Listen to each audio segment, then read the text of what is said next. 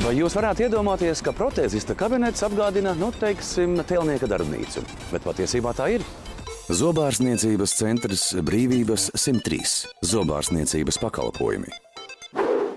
Daudzi no mums pirms zobārstniecības klīnikas apmeklējuma ir izjutuši bailes vai nedrošību, taču ieejot zobārstniecības centra Brīvības 103 telpās, šīs sajūtas izgaist. Centrā valda draudzīga un mierīga atmosfēra, ko nodrošina viesmīlīgais klīnikas personāls. Latvijas zobārstniecība par to tiešām var pateikt ražots Latvijā un ražots Eiropas Savienībā.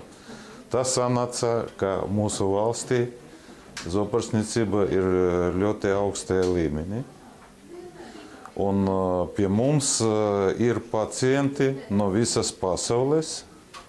Piemēram, pēdējos gados pie mums brauca pacienti no Norvēģijas līdz Maltai, no Kanādas līdz Jaunzēlandei.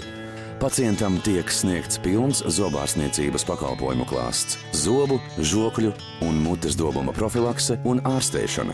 Tostarp arī ķirurģiskās ārstēšanas metodes un implantācija. Klīnikas speciālisti arvien ievieš un pielieto inovatīvus materiālus un tehnoloģijas. Mūsdienu zobārstniecība pārvēršas uz ļoti tādu plašu nozari medicīnā.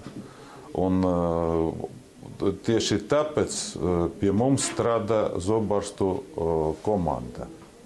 Tāpēc, ka viens cilvēks, viens speciālists nevar aptvert visu zobārstniecību.